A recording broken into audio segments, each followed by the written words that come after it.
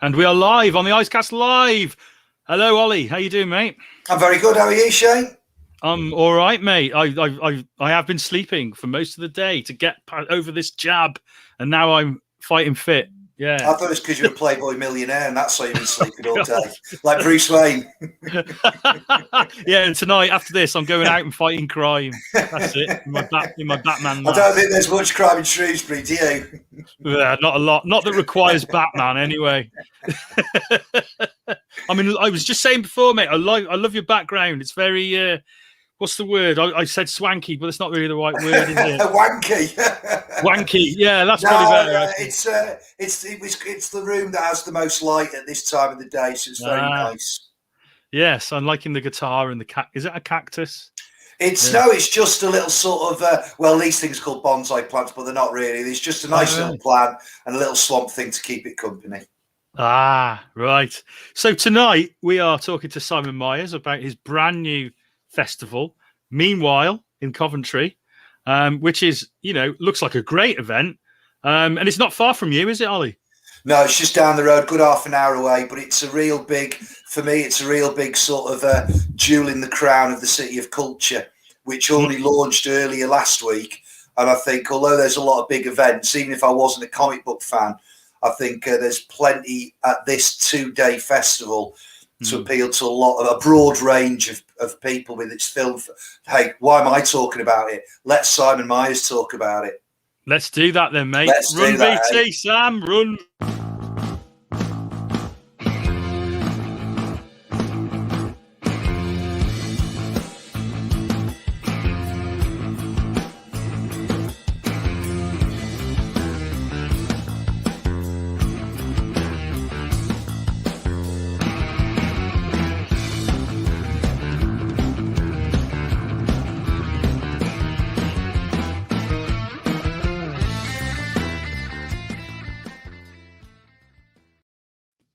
And welcome to the Icecast Live. I am Shane Shebsey. Next to me is Ollie McManee. And this evening on the Icecast Live, we are welcoming Simon Myers. How you doing, Simon? Very well, thank you, gents. How are you both? We're really good. We're really good. Yeah, well, I am anyway. Don't know about the other guy. Nice and sunny outside, nearly the weekend. Football's nearly starting. And we're supporting Germany, Wales and England. I'm looking forward to the next few weeks. I forgot you were such a big football fan, well, I'm with you all. I'm really looking forward to it. A friend of mine said you can either like music, comics, you can only like two: music, comics, or football. And I like all three. And we've spoken enough to know that you like all three as well. We're the anomalies, Ollie. We're the anomalies. We are. We really are. Yeah. It is very anomalous for comic fans to like football, I find. Well, I realised that, Shane, at your comic Salopia when I sloped off with Paul Goodenough to go and watch the Champions League final where Liverpool beat Tottenham Hotspur, got absolutely K-lined and then came back to the pub full of nerds and no one had spoken about the football until we came rollicking in. So, yeah, that's when I knew I was an anomaly. But I was asked first and I just couldn't do it because I would have come with you. I think you asked me first and then you were like... Yeah, and Ali was with us as well, and I was of course, it was other commitments. I couldn't do that to her. Ali just sitting there while me and you get absolutely annihilated. You're a good man, Simon. You're a good man. Thank you very much. A real catch, I'm sure. So you came along to Comic Salopia, didn't you? Yeah. And now you are producing your own comics festival. Isn't that a coincidence? Oh, I knew he'd do this, Simon. Just listen to me and ignore him. I mean, it's bad enough that he puts this over my head, trying to block me out. I mean, I'll be brutally honest, Ali. I don't have any original ideas. I went to ICE, I went to Comic Salopia. Just nicked it all. There's no originality. Where do you think I nicked all my ideas from, mate? But it looks like an amazing show, Simon. It really does. You've got an amazing guest list, and the event schedule. And more as well. And there's more. There's more. We know there's more. We don't know what it is yet. It's very exciting. Can I ask though? What was the? Well, I'm going to. What was the genesis of the idea? What drove you to want to produce your own comics festival, knowing how hard it is? Yeah, I mean, we spoke loads about it. I mean, you've been incredibly helpful as a sounding board and giving me advice and stuff. And then Ollie's chipped in as well. Nothing. Absolutely nothing. Oh, wait, we've got a whole hour. I can't use my best material now. This is going to be fun. This is going to be fun. Yeah, so I'll give you a bit of background. Yes, please do. Yeah. Okay, so I shared a studio in Coventry when I moved back from London about a decade ago with friends, and they're lots of different sort of designers, illustrators, a photographer, design agencies, and my friend Nigel and I, we were sitting in a pub one night, as you do, doodling on beer mats, and people were saying to us, oh, come on, why are you not chipping in? But we're both we're both au fait enough with a pencil and being able to talk to each other that we were able to talk. And we sort of thought, actually, this is quite a nice idea, that we could get people in, and when you have a few drinks, you loosen up. You don't the inhibitions that you gained as you grow older disappear. So you still love mark making like you did as a child. That's a really wanky way of saying we did a drink and draw. We drank and we drew. We drank and we drew. So we were talking to the pub owner, and they said, well, why don't you try a night? And we thought we'd have a table of people sitting around, literally just our mates. 75 people turned up in the first night. Just for a drink and amazing. draw? Just for a drink and draw, yeah.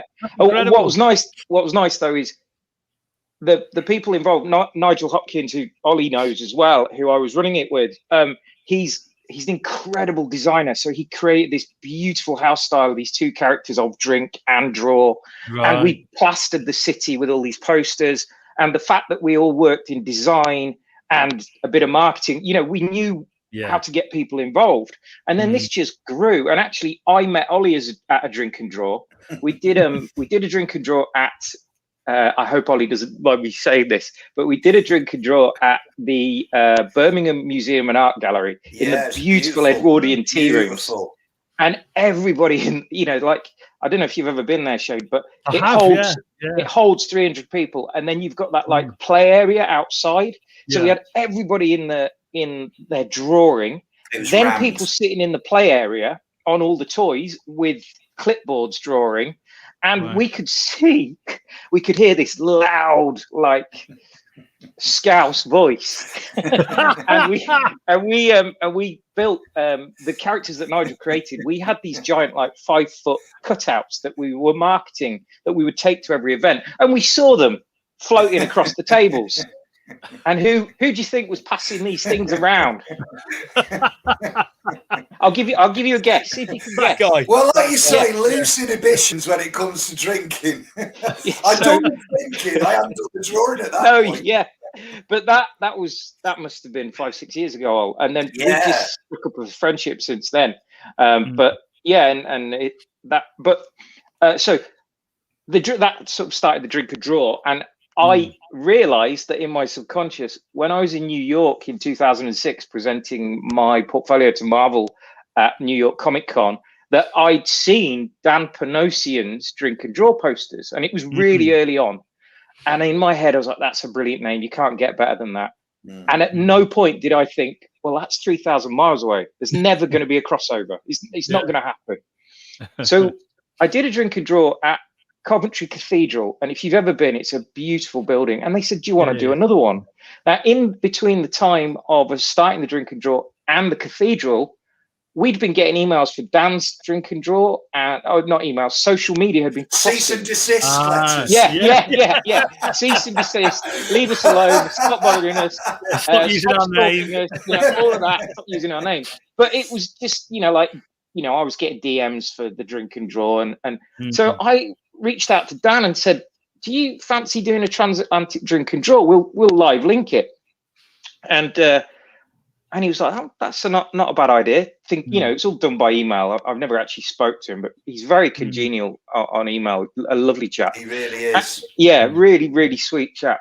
And And he said, yeah, what about that? So I spoke to the cathedral about this. And then I think I spoke to Ollie, just mentioned it, and Ollie went, it's too big. It's too big. It's too big for a drink and draw. And I lecture at Coventry University, and Coventry University's main square backs onto the cathedral. Also, there's a art gallery that backs onto the cathedral all around this main square. Triangle, isn't it? It's perfect. Yeah. We're like, well, if I can get all these things involved and put a marquee up in the old cathedral, which conjoins with the new cathedral, we could get an amazing convention. And everyone agreed. And I was like, oh, that's astonishing. Everyone agreed. And then I emailed Dan and said, looks like this is happening. And I said, how do you feel about this live link? And he went, I'm not sure. And my heart just sank. And in the morning, he went, do you know what? We'd consider coming over, though. And I was like, that's amazing. That's absolutely amazing. Now, as it transpires, Dan can't make it. But Jeff Johnson and Dave Johnson, two of the original Drink and Draws, are coming over, which is stunning. That's fantastic. And we're gonna live link to Dan in some capacity in the evening.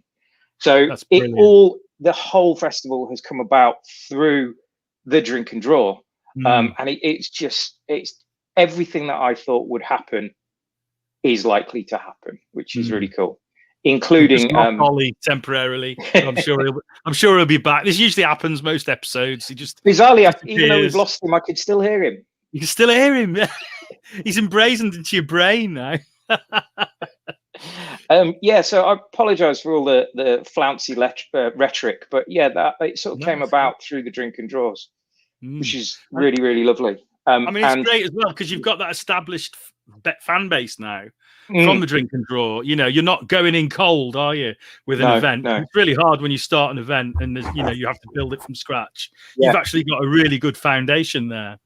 Yeah, although bizarrely we haven't actually mentioned anything in any of the Drink and Draw social media yet, so that needs to happen soon. Definitely. Welcome back, Ollie. Hi, Ollie. A little brown out. It does always happen, but on this occasion it was just a weak internet, so I'm hoping, fingers crossed, we're okay. Yeah, I'm sure it'll be all right. So going back a little bit, Si, before all of this came about, obviously you are a comic artist as well, predominantly doing covers. And yes, yes, you are.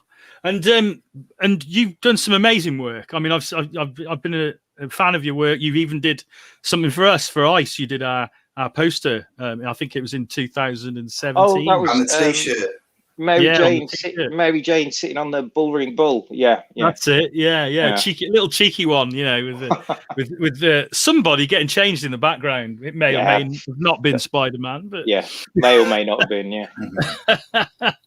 So, going back to your love of comics, what made you? How did you sort of get involved into doing comic work? Because you're predominantly an illustrator, aren't you? Yeah. Comics a little bit. Yeah, I love drawing people. I mean, it's all down to, or maybe the fault of, John McCrae. Oh, really? Yeah. I predominantly have worked in high street fashion, so I was a garment graphic designer, designing stuff like Top Man and Burton, all the high street brands. And around 2010, I got made redundant twice in 6 months, which is not nice.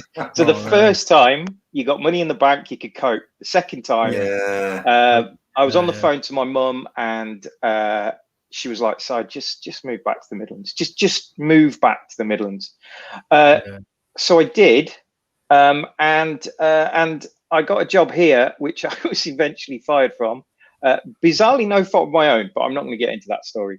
And I thought, sod it, I love to draw, and I've never done it. I've never tried my hand at drawing. It's always been graphic design or garment graphics, always something that this sounds immodest, but something I've found easy, whereas and not as time consuming. So I thought, sod it, I'm going to try and make it as an illustrator. And I'd been tootling along for a couple of years, had to sell my car to put some money in the bank, and then a friend of mine, who I don't know whether you both know, Darryl Thorpe, said, "Come to Nottingham."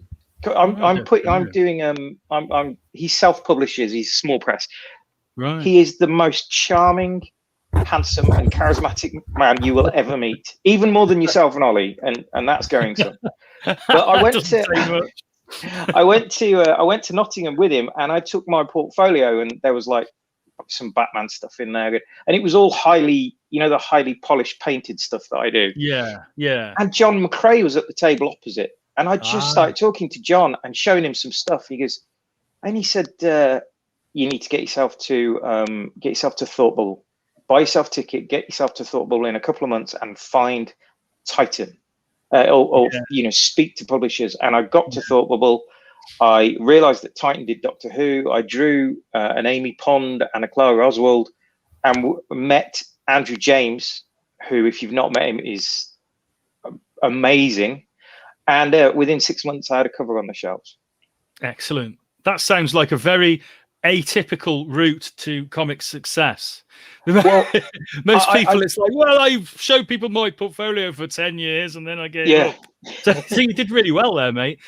Well, yeah, but Andrew's now left Titan, and a few doors have sort of closed, isn't the right word, but I'm now knocking on doors to try and get back in. Although my illustration work has taken a lot, like I'm doing a lot of stuff outside of comics. Yeah. But it would be lovely to get back in. And also I get bored. I like learning new stuff. I like learning new techniques.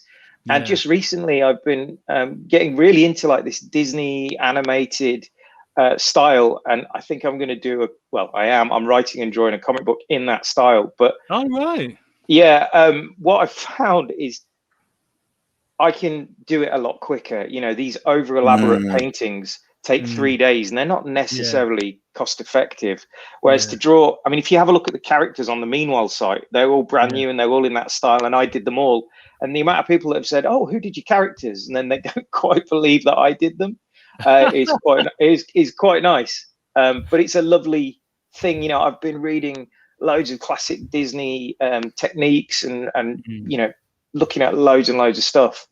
I mean, these guys, the Disney guys, are the best in the world, aren't they? At character definitely. design. Yeah. Going right back to the 1940s. Yeah, if you can see on the site. There we go. This is all my. These are all specific characters for Meanwhile. We've actually created this cadre of characters for the Meanwhile Festival, so really cool. We can use them, and they can be, we're planning on getting sort of giant cutouts that we can put around the event and stuff. So that's really, and it's a really nice project to do, because it's not often you get a chance to create stuff from scratch. You're always using other people's characters. So yeah. And I can't remember what the question was. You just let me talk and I went. Sorry. I think we're talking about different art styles, because we started off talking about the more elaborate, realistic fashion that you took quite rightly to the Doctor Who covers. What we didn't mention, that I'm going to drag back before we do start talking about Meanwhile in more detail. Certainly what brought you to my attention, as well as turning up pissed at a drink and draw one night, because it was only after that I discovered your talents, and I loved that whole series of homage covers to classic LPs, LPs by Blondie and so on. So and of course the Beatles albums, and I thought they were such a clever take on Doctor Who. I mean, a lot of people do homage covers anyway. I like the Stray Dogs homage covers at the moment, homaging horror films. But I'd not seen anything quite like yours, where, because of your realistic style at the time, it really captured the essence of the covers, but with Doctor Who characters. So what would you like to know? No, well, what I would like to know, Simon, is because what you were talking about one door slightly shutting for now. I see what you mean. And then you were branching out into Coventry and into lecturing. Sure. And I believe from our private conversations, which you shouldn't be talking about. I believe that we do have some audience. there was a meeting of minds at Coventry University when you were first knocking this idea together of the Meanwhile in Coventry Festival. There's a great example of the cover taken off the Rolling Stones. I mean, if I may elaborate, which I probably will. There we go. It started. It was when Peter Capaldi started his tenure as Doctor Who, And there was a press shot of him with a guitar. And I went into the, I met Andrew James at Titan offices, and I said, this is brilliant. We could do some rock homages, because Peter Capaldi was in a rock band. He famously plays the guitar. Yeah. And we did, but we were really careful about which, Andrew went, yeah, run with it. But we were actually really careful about which album covers we chose for which Doctors. And I think that's why they were so successful, because, Peter Capaldi is an aging punk. So, put him in the Blondie cover and put him in, like the Rolling Stones cover fitted, and putting the early Doctors in Beatles Red and the later Doctors in Beatles Blue. Yeah, I love fitted, and it was lovely. But I ended up doing a series of like collector exclusives for a company in Canada. Titan kept saying this company wants these collectors exclusives, and this guy just kept choosing these random covers, and they were like, oh, he's paid for it, can you do it? I was like, oh, okay. Like, he chose an REM cover, and you're like, well, it's not British, it's not punk, it doesn't quite fit. And then when he said, Andrew James says he'd like to do Matt Smith's Doctor as Justin Bieber, and I pulled the plug. I was like, I'm done. I'm glad sorry. you've got some integrity, Simon. Well, I've got nothing against Biebs. I haven't. But Biebs. Yeah, mate, Biebs. It just doesn't fit. No. And there was that. I did the classic cover of him sitting on TARDIS playing his guitar with like the cable going into the TARDIS. I mean, it's not an homage, but it fit. And what I like to do in my work is you don't just choose stuff and throw it together.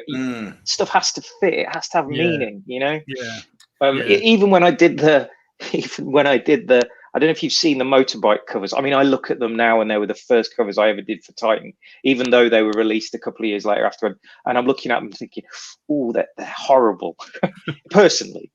But that's there's so much for any artist. Yeah, but there's. I mean, they all look like they're floating. I haven't grounded them properly. Sam's going to show them now, isn't he? That's not. Yeah, thanks, Sam. Thanks. The context, of course. I don't know. I don't know, but that's not it. But even to the point where I chose, David Tennant's on a scooter. Peter Capaldi, he's on a Norton. Classic British bike. It was. I love it's details that 90% of the population are going to miss, but I love that. I love the minutiae. I love choosing the minutiae and making sure it fits. It's part of the fun, isn't it, when you're an artist? Yeah, definitely. Especially when you get a brief that isn't that inspiring. You can make it inspiring by looking at details like that. You can have some fun, can't you? Well, to be honest, Shane, I was breathing really rarefied air. I would just come up with an idea, send it in, and Andrew would go, yeah. And not many people get to do that. No, I was, for about 2 years, I was breathing really, really rarefied air. It was brilliant. Absolutely brilliant. Yeah. So we've got a little comment from Neil Patel. Hi, Neil. How you doing, mate? Currently watching this. I hope to be at the show in September. So do I. Yeah, and I imagine commissioning some more Hulk sketches, Neil, if I know you well enough. And he'll be first in the queue, I'm sure, as well. Because Neil's very good at getting first. He always, very often, I'll say, is first in the queue at ICE. He's there. And wow, that's dedication. Thanks, Neil. So let's have a look a little bit at the festival then. Sam, if you can bring up the website. And while Sam's bringing up the website, you talked about sort of putting a lot of thought in between characters, whether it's Doctor Who or these set of characters. Is there anything you can, as we can see some of the characters, is there anything you can elaborate on some of the characters and maybe some of the areas they're connected with? Well, first of all, we did not want, 5 early 20s Caucasian heroes. You don't. You want to mix it up, and also we were trying to imbue them with maybe non-typical characteristics, like the guy in the costume. There are so many people who read comics and who identify with comics and might identify with manga, but they're unsure of themselves. They're a bit shy. They live through storytelling.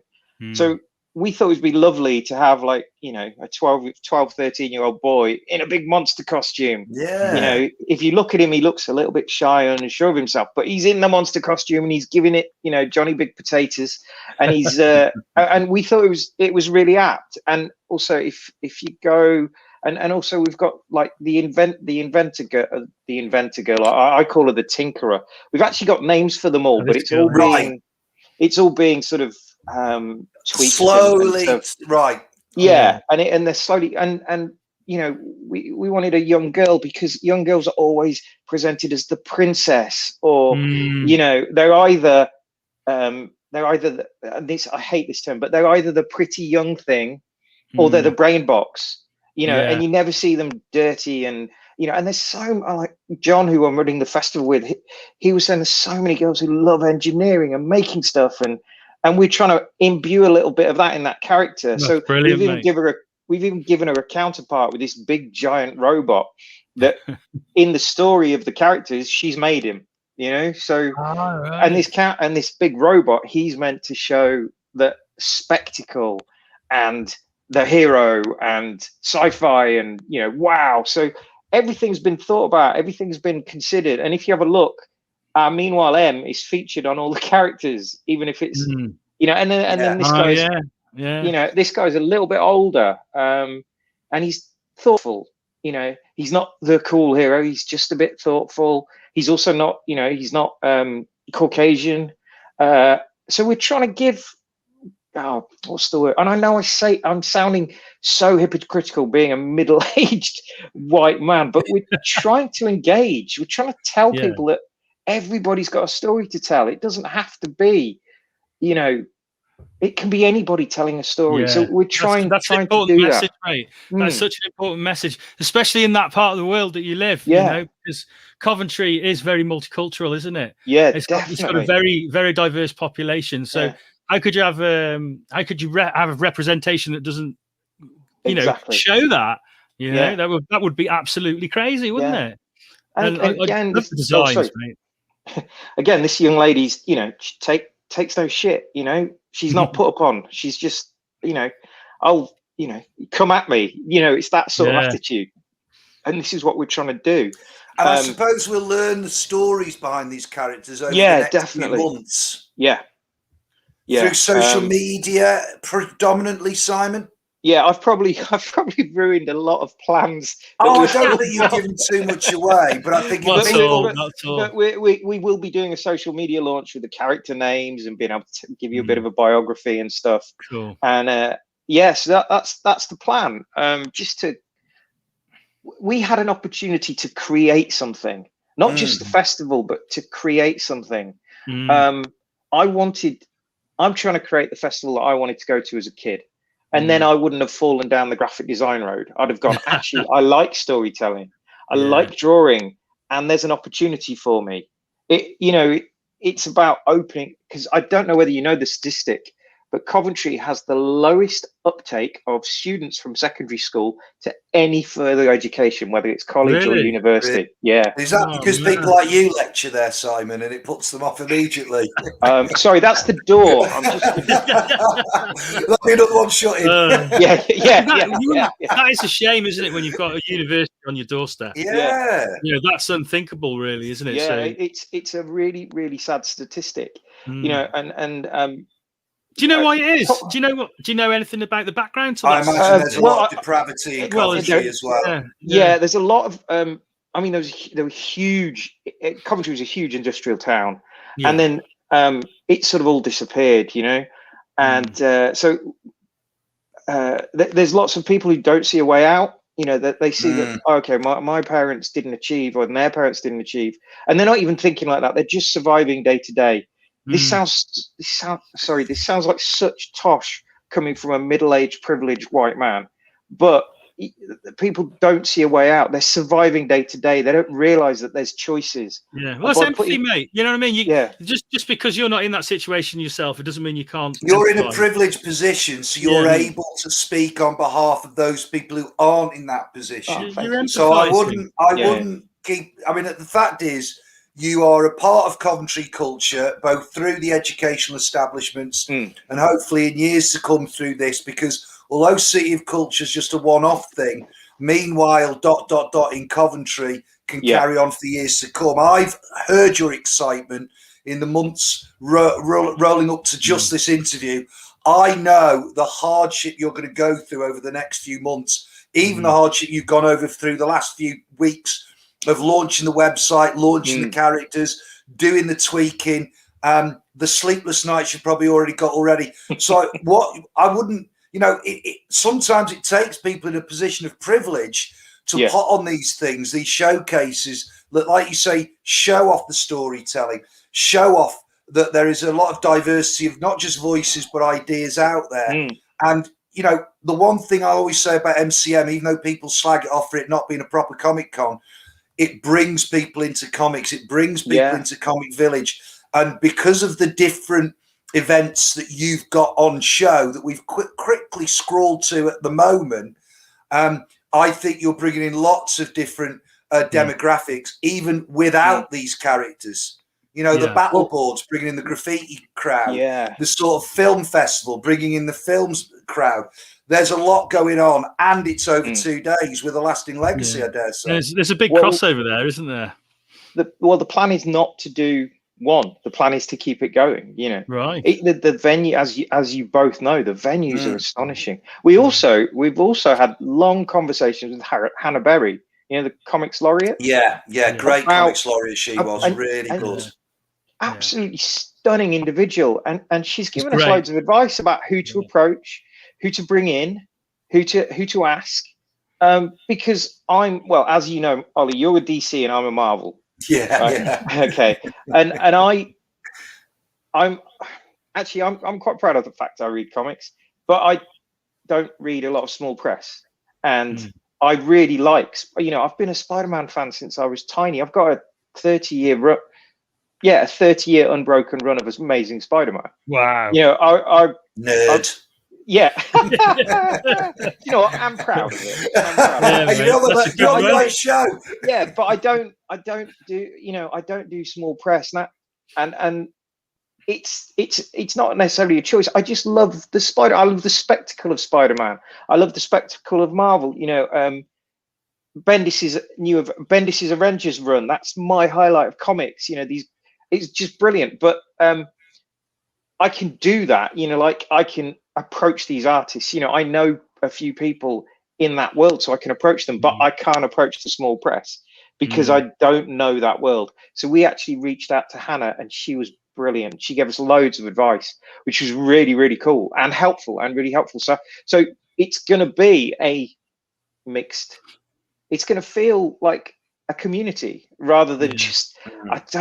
Ollie, you must remember this, and you, Shane. Do you remember? I can't remember who did it, but there was a diversity panel for one of the big guys, and it was 4 50-something white men. Yeah, I remember that. And it was just sickening. It's too, you know, it was just such an odd thing, and we can't. I don't want to talk about diversity and then not, you know, Coventry, like you said, is practice what you preach, basically. Exactly. Yeah, Coventry's hugely cultural. Everybody has a story. You know, that's why we're bringing in manga artists. You know, because manga's huge. It's still, and it's a massive part of comics. Exactly, I mean, the biggest selling comics in the world are manga. Yeah, you can't ignore that. You know, a lot of people just ignore manga like it's just another thing. Peril. But it's the biggest part of comics in the world. There's nothing that sells more. You know, it's massive. Not just in Asia either. In America, here, it's huge. Yeah. And you, like you said, you ignore it at your peril. You know, more people. You know, I would imagine. You know, they're reading Pokemon. I know that's not quite the right thing. I'm so out of touch. But you know, Pokemon has touched more lives than Mickey Mouse. You know, it's you know, it's incredible. We were doing soliloquies today. Sorry to be highfalutin, but I'm a teacher in my other job. And in my lesson, a lot of these kids, very low literacy levels. But when I said you can be any character, the amount of kids who mention manga characters amongst the boys. Yeah. So there is something to be said about manga, not only as a gateway drug, whether it's Pokemon or Naruto or even Akira, which is kind of a lost classic on these kids nowadays. Yeah. But it's anything that gets kids reading, and it's anything that gets kids maybe hooked onto the drug that we love so much. I mean, 30 years of Amazing Spider-Man, Simon. That's pretty amazing, isn't it? And you say it with pride, and rightfully so. Yeah. But we all know that comic books does not mean a hero in a cape beating the crap out of someone else and a building falling on them. Yeah. A comic book is a story told in panels, and it's just another form of storytelling, like animation or film or even sculpture and music. They're forms of storytelling, and we're trying to show people that, tell your story in panels so that you could put pictures to words. It doesn't have to be bulging biceps and a lady in a tiny chainmail bikini. Just tell your story. That across sometimes, isn't it? Yeah, sometimes really hard. Getting that message across. I mean, people just aren't aware of the potential of the art form and it's only because they've not seen it though. Exactly. And with events like this, with what you're doing and what we're doing, and what like Thought Bubble do, what the guys in the lakes do, we're all doing that same thing. We're trying to show people what comics, the potential of comics. Yeah, definitely. I mean, just to throw a couple out, Mouse and Persepolis, astonishing storytelling.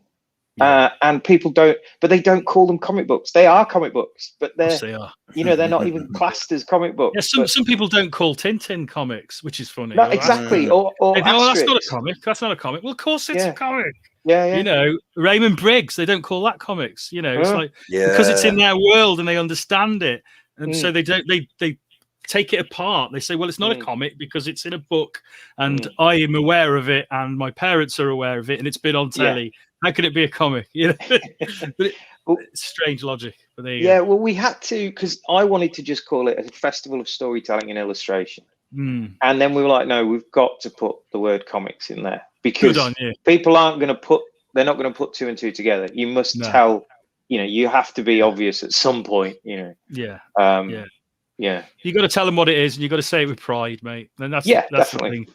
Never be. I mean, I lecture in schools and colleges, and the first thing that I always say in any talk that I do about comics, hello, I'm Mr. Chesby. That's surely the first thing you ever said. after that is always, first of all, let's get it out of the way. All of this, because I always have like lots of different types of comics. I always say all of this is comics. You can call it graphic novels, you can call it what you like, but it's all comics, and you've got to understand that, because if you don't, if you just call it other things, you're not really giving it its due. You know what I mean? So that's my little rant over. So let's go back to the actual festival itself. Sure. Is that what we're here to talk about? Oh, I thought we should be talking about it. Well, as much as we're really enjoying. But it's all relevant. It's all relevant. It is all relevant. This is what the festival's about, and that's really important. We've got to get that across. But actually, the events we've talked about. What's on offer, Simon? What can people expect over the weekend? Okay, so we are keeping some things close to our chest because but as it stands, and you can see actually, that map is a beautiful illustration, my illustration of how of how the event looks. So the battle boards, which I've discussed with Ollie ad infinitum, is a graffiti festival, a graffiti tournament that will. Sorry, Sam, can you stay on the map for a second, please? Stay on the map, Sam. If that's all right. Sam will listen to any order you shout at him, Simon. Trust me, he's there to be used and abused. Okay. That's why we keep him in his little cupboard. Thank you, Sam. Hopefully I'm not as rude as Ollie and Shane. So what we like... just took him what off. We've got, what we've got is the battle boards in University Square, which is right in the middle of all these venues, and also in there is Digbeth Dining Club. I don't know if you've ever been to Digbeth Dining Club. Yeah, so it's basically a market of street vendors, and they're all sort of handpicked, and the food is brilliant. Also, we're going to put giant screens up. So instead of everyone getting a brochure or a rundown of the event, we'll be flashing up stuff on these screens. You know, for example. So let me get that right. You're going to be flashing over the weekend, Simon. Always on big screens. Yeah, I will give you a little bit of advice, right, mate? People, we done that before. Just had stuff on screens, and you'll always get a lot of people who will say, "Can I just have something in my hand?" They will always do that. They will always. Are you commenting on Ollie flashing? They always want it in their hands. I know. What can you do? This is really please everyone. This is going downhill, man. Ollie started it, and you've known him for years. But anyway, enough of that. Well, I mean, you know, there will be stuff that people can get hold of, but we thought it'd be really nice to make a feature of the fact that you're showing people who are there. Like, people know who Batman is. But, you know, Dave Johnson has had years of Batman covers. Now, if we, you know, put his face on the screen and say Dave Johnson, then show his imagery imagery is iconic. People have seen it. Yeah. And if you show, and then you put an arrow, well, he's actually 50 yards that way. Yeah. That's, you know, that's never been done before. You know, or, you know, you flash all these Star Wars images, and then, you know, Kieran Gillen, you know, he's in that room, you know, go and talk to him.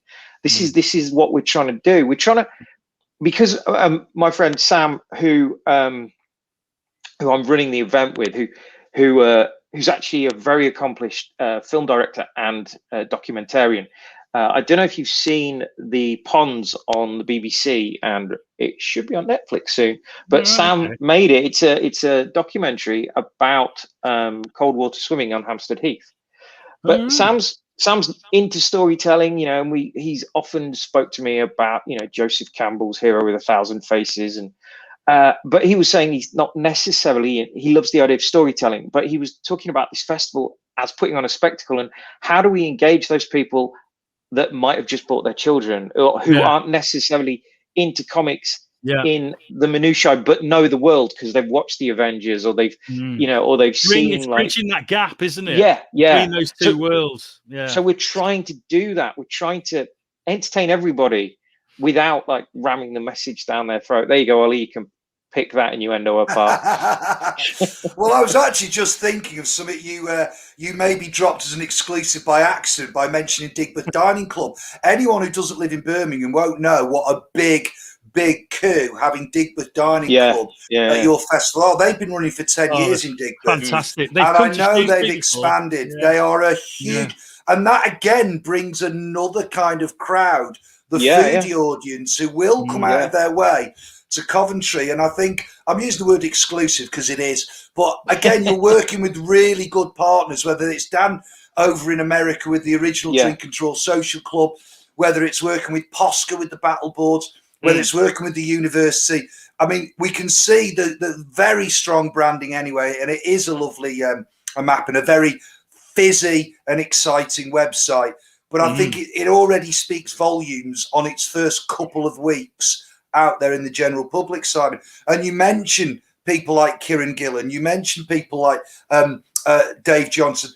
And that's another thing with comic book conventions. First time goers, I think, are going to be quite amazed at how approachable these people are. Definitely. And we all know this. All three of us know this. Whether you're talking to a table or lucky enough to bump into them over a pint, there's no airs and graces. And if you're able to talk to them, you're talking to them on a same level. And that's something I think are going to excite maybe first time goers to a comic convention. If this is the first comic convention, this should be the one they go to. Not the MCMs, although they do a wonderful thing for their demographic.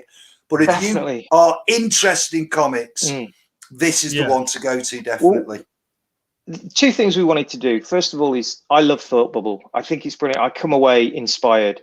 And we're trying to give that inspiration to other people, you know? And you can't do that. I'm not knocking MCM. They do, like you said, they have an audience, and they do what they do very, very well.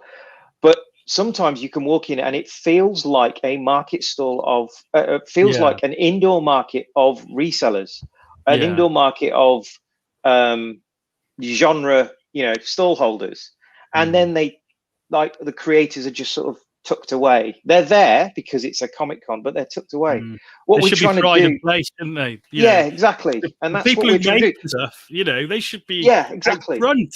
Yeah, like you did at ICE and Comic Salopia. The creators are the draw, and if they want to sell stuff, that's up to them. I think we're going to have a couple of retailer partners, but we're handpicking them and we're telling them where to go. It's not like a huge room full of like, imported manga costumes. I said that with such disdain, and I didn't mean it. I genuinely didn't mean it. It's just an example, though, isn't it? It was an example, yeah. You do need it. I mean, everybody. I mean, there's this huge part of comic fandom that the only reason they go to conventions and festivals is to buy comics. Yeah. So you need to cater for those guys, but it shouldn't dictate. It should be a nice even mix, shouldn't it? And it does look like you've got a great mixture. I mean, you've spoken about, we've mentioned a couple of guests already. Are there any other guests that you can tell us about that are going to be there other than ones that you've mentioned? Well, there's 5 or 6 on the website at the moment, aren't there? And I know on social media you've mentioned people like John McRae who are coming along. Yeah, John's got to be there because John was my stepping stone into this drug called comics. It wouldn't be right, would it? With no John McRae. No. And he's like a cuddle in human form. He's absolutely lovely. He's so nice and so gentle. Lovely. So John, but see, I don't want to get in trouble with my partners. I think I've said too much already. But who's already been announced, Al Ewing. Al's, and great Al. Oh, it's just brilliant. I got to spend a week with him in Malta, and I now live by the philosophy: be more like Al. Because I don't know if Ollie, I don't know if you've met him, Shane, but I know Al never ever wastes words. No, he doesn't. He doesn't. He is very careful and concise. Yeah, and it's brilliant, and he's so kind with it. There's never malice, and he will think about every sentence. And I was like, I don't do that. I just open my mouth and just all the shit falls out. And I came away from Malta, and I was like, I really like Al. I really like Al. And when he talks, when he talks, he's quiet and he's considered. And it brings people in, and people warm to him. And I thought he's got to be at the show. He has to be. Yeah, he's a great guest. Yeah, he is a great. We had him. We've had him at a couple of shows, but he was at Comic Salopia, and he did a panel for us. Well, he was part of a panel, and it was absolutely brilliant. Oh, his contribution, and he did sign-ins in the square. What he contributes to a show.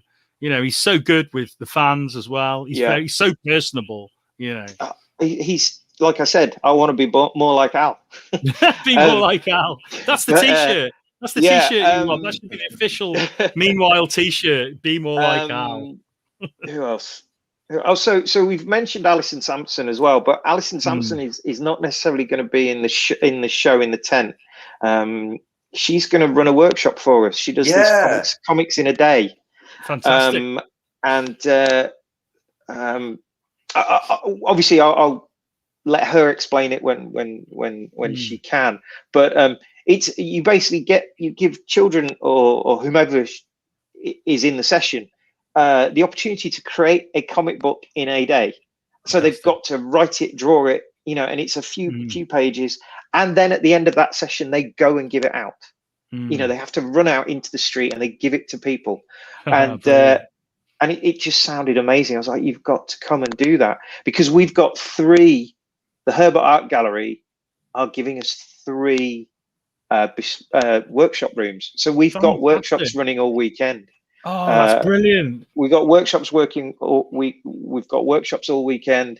We've got the lecture theatre in the hub, which is the student space, which will be the student venue. The lecture theatre, we've got a series of lectures as well.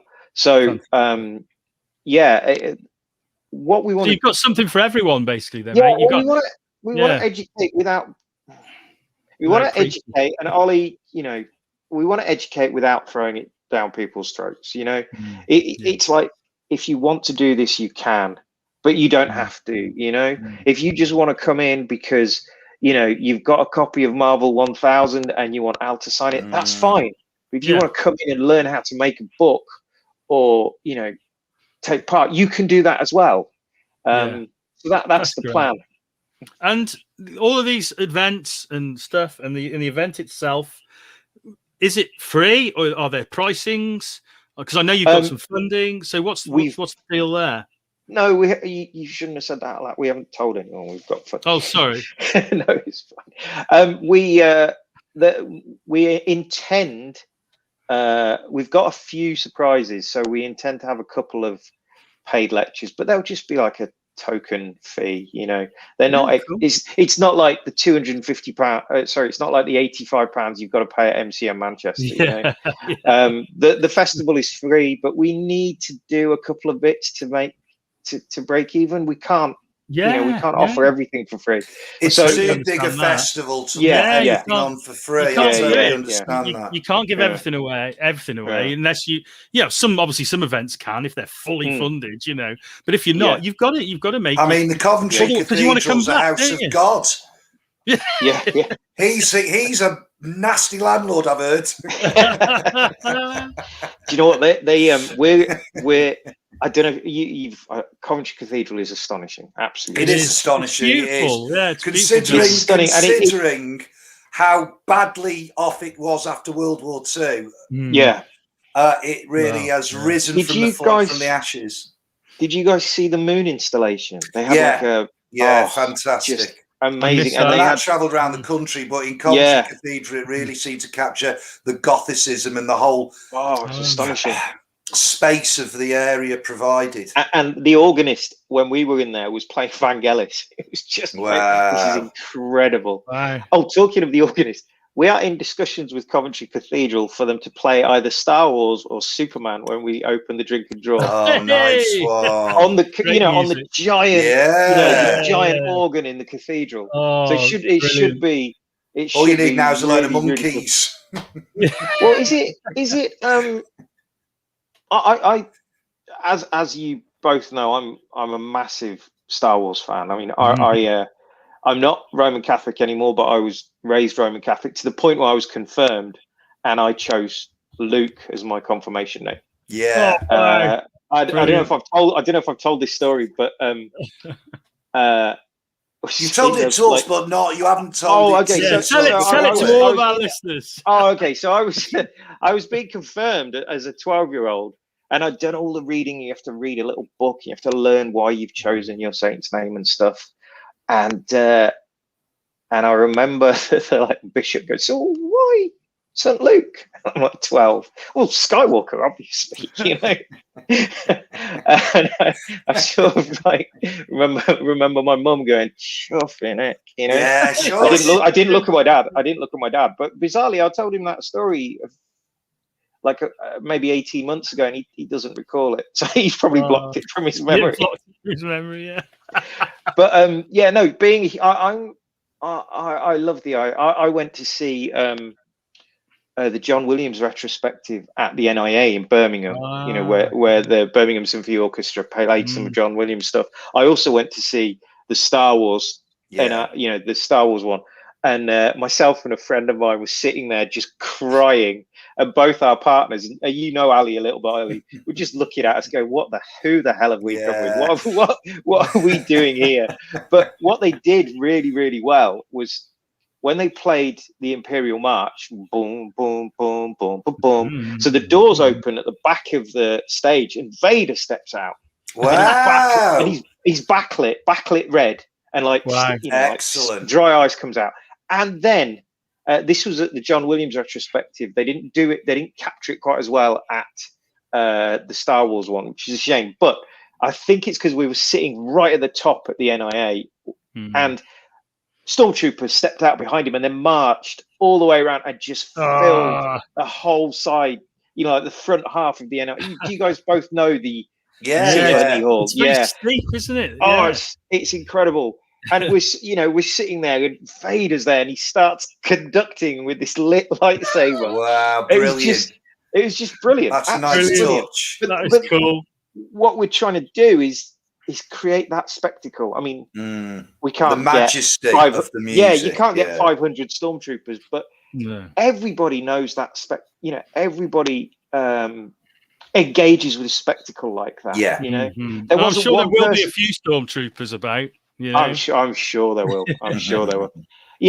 Everybody everybody appreciates spectacle, and that's what we're trying to do. Is just a little bit of spectacle, and comics are fun.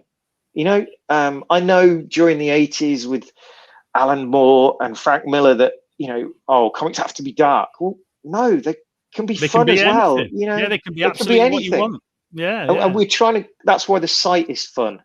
We were looking when we were discussing the website. We were looking at like the MCM sites, and I personally, and I'll take this on the chin, but I think they look like intranet sites for the NHS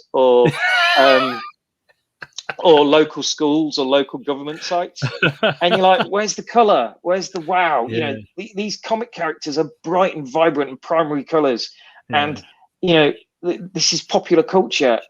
There's no pop.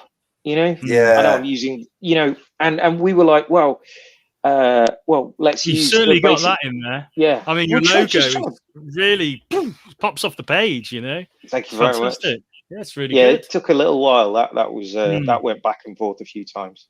I'll stop talking. It was worth the effort, mate. It was worth the effort. Thank you. So we've got the meanwhilefestival.com website we can see. Where else can people find you on social media then? We have a Facebook page. For the life of me, I can't remember what it is, but if you just type in Meanwhile Festival in Facebook, it'll do its thing. Yeah. We are Meanwhile Festival on Instagram and on Twitter, because they don't allow large hashtags. It's I believe it's Meanwhile 2021. Right. Cool. So it's worth looking out for that. Yeah. And you are looking at making this a regular event. Would that be annual or biannual? Or you don't know yet? Let's get this one out of the way. Well, let's get this one out of the way first. Yeah. Ideally, the reason that Meanwhile ...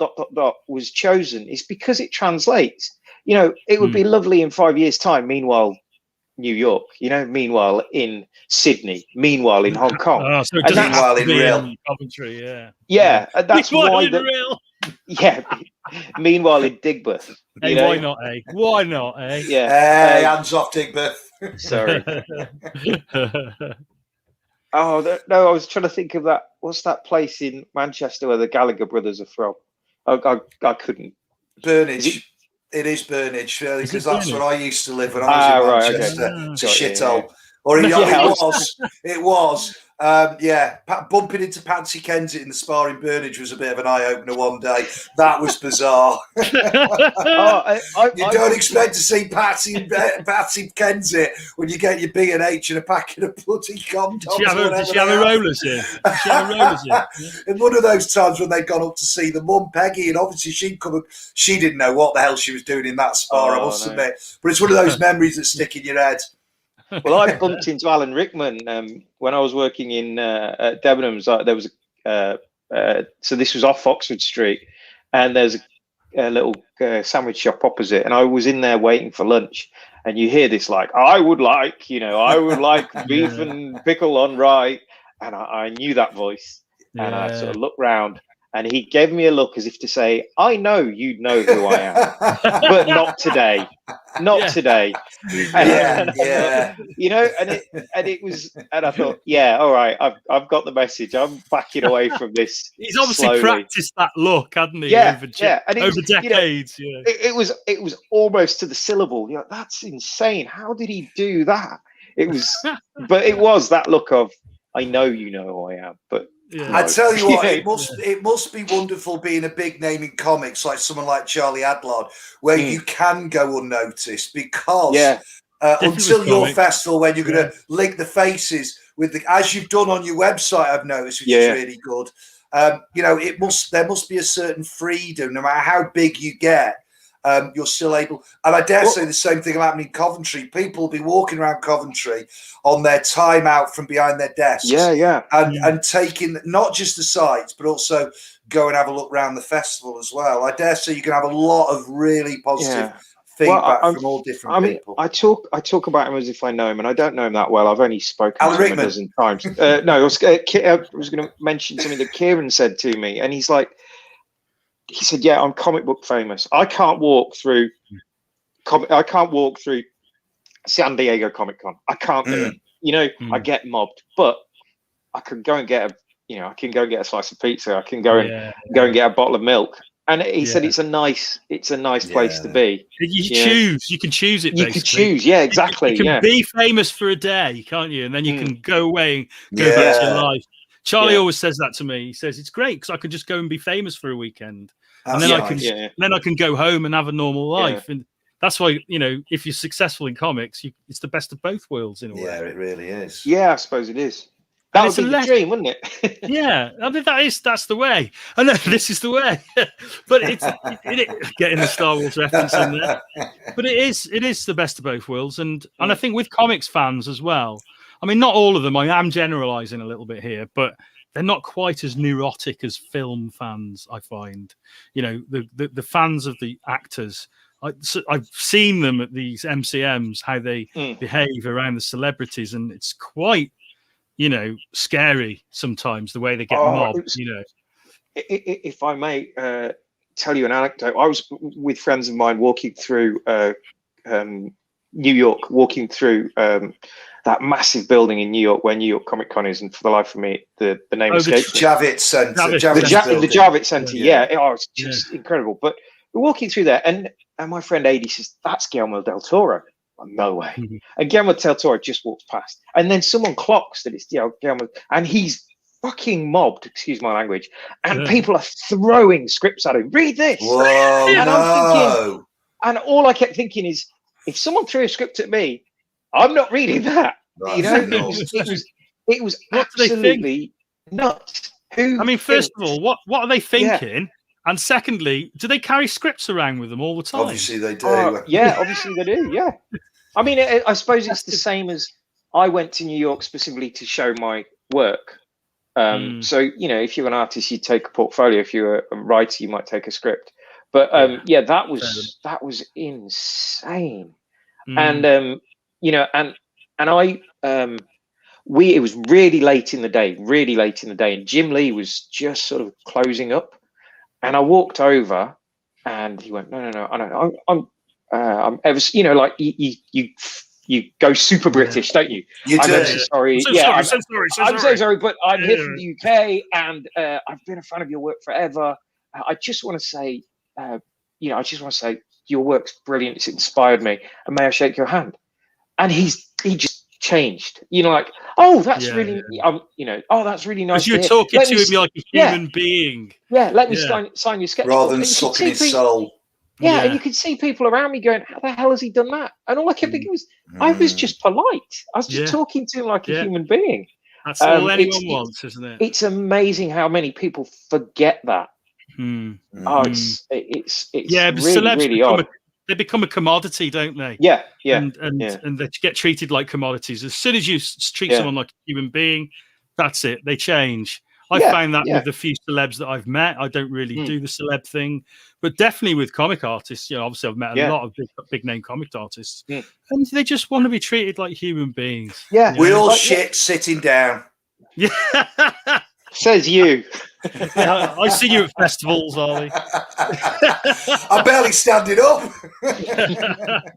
So we have actually gone way beyond the hour already, and it seemed to have gone really quick. And it always does, because it's been a great conversation, Simon. It really has. Well, the one thing we haven't mentioned are the dates. I know people can see them, but the dates I think are all important. My mind. Sure. Before we go, can you give us the bare essentials, the dates?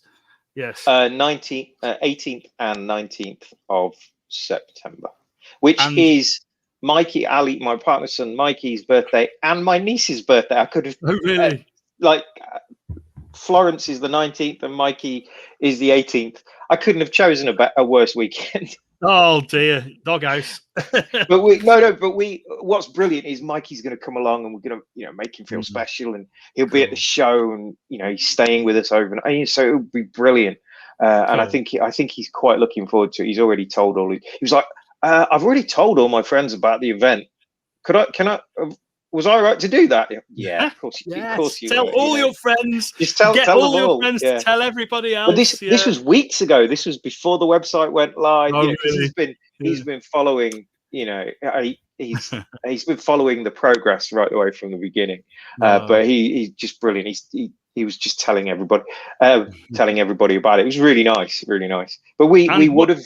Oh, and also it falls in Cov Uni Freshers Week, so there's going to be buzz anyway, which is really nice. Is that what they call it these days? Buzz, okay.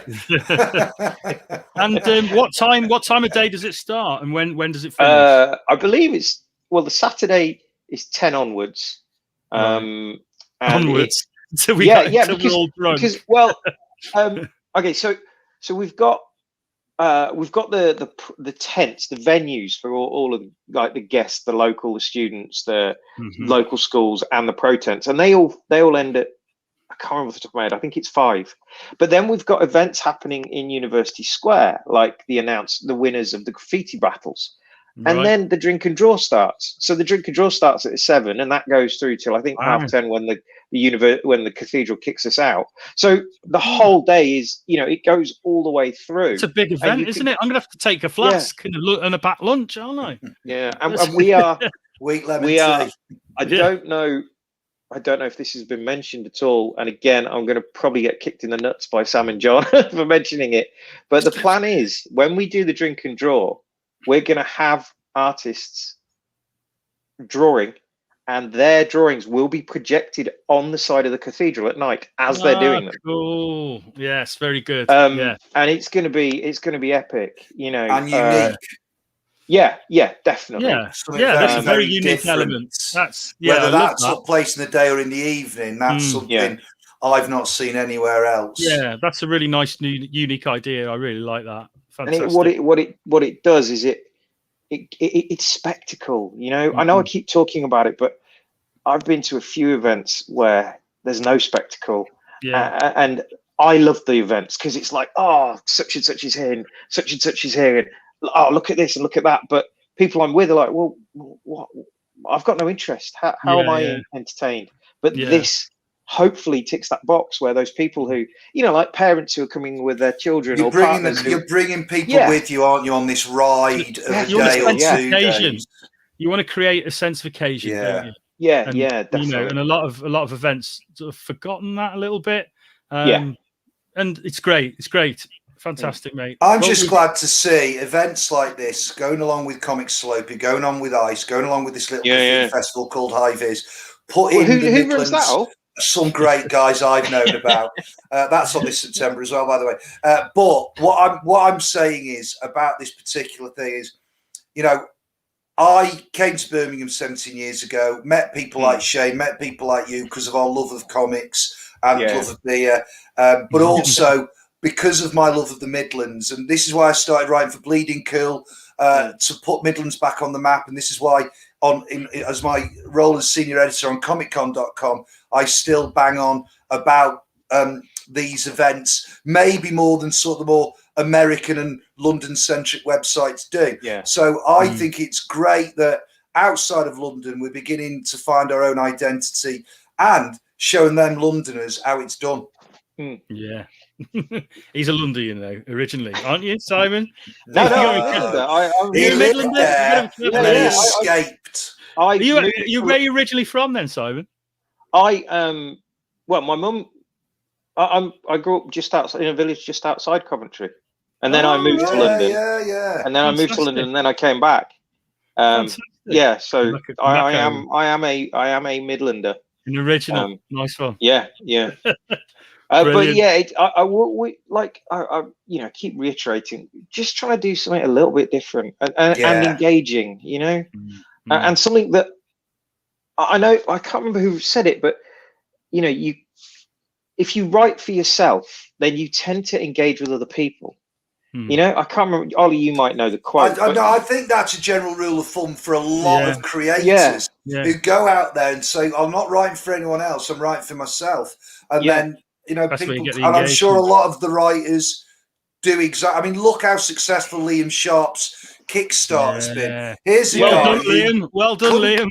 That was really good. Couldn't believe himself, and my goodness me, here's a man who's, I think, sort of proven to himself how much love there is out there for him, for his art, for his body of work.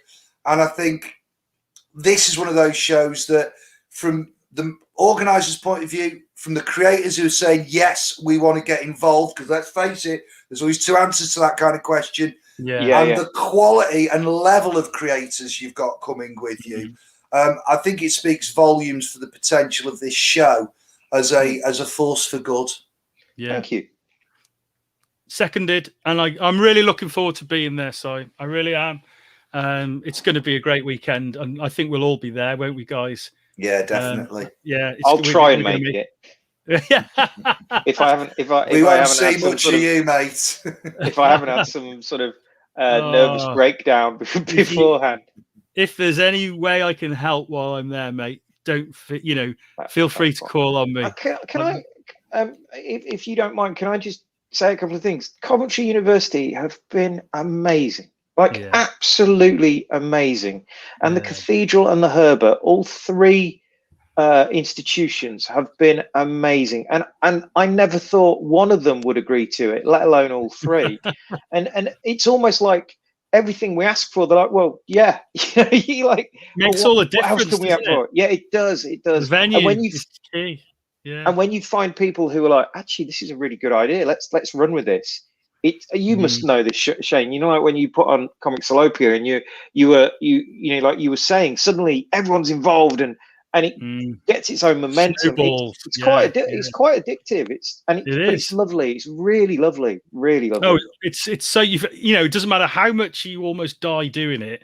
It feels so worth it afterwards when you've achieved it. And I look forward to seeing you after the event. And we maybe have a chat then about how things went and see how you feel. When I open my eyes from the hospital bed and you and Ollie are just standing there, Oh, you'll run on adrenaline all weekend long. We'll be there, mate. We'll go in the ambulance with you. Don't worry. That's very kind. It's very kind. I just can't reiterate how brilliant some people have been. Genuinely, been absolutely amazing. Do you want to put any more shout outs there before you? Actually, I would like to shout out Samuel Smith and John Tickner, who I'm actually running the event with. Thank you for that. Very important details. Very important details. I couldn't have done it without them. They've both been exceptional. Like just absolutely brilliant. Team around you was essential. And one other person who I don't know whether you guys know. Have you heard of Catherine Hemmings? She did the Kickstarter Being Ginger. And I am being a cosplayer. But she is assisting with our social media, and she's wonderful, absolutely wonderful. Really? So the three of them, I feel we've got an amazing. The four of us are a really, really good team. And I just want to shout out to the three of them. Oh, and also Ali, my partner, for just putting up with me. You just escaped the doghouse there, mate. Oh, maybe. Yeah. Maybe. She's like, oh, meanwhile. Oh yeah, God. It'll all be over soon, and then you'll start again, preparing for the next year. Yeah. Well, we do want to. You don't want to do it once, like Comic Salopia or Ice. You don't want to do it once. You want legacy. Does it get easier, Shane? You want to no. But you want to make it. You want to make, when you do an event like that, and you obviously make some mistakes. You want to make it better the next year, and that's always been my motivation. It's like, let's make it better. Let's do this. Let's do that. Let's keep growing. Let's provide a better experience every year. But it sounds as though your starting point is already really high. So good luck with that. But I'm sure you will. You'll find ways. And good luck with the event, mate. I know it's going to be a huge success because I can see all the hard work that's gone into it.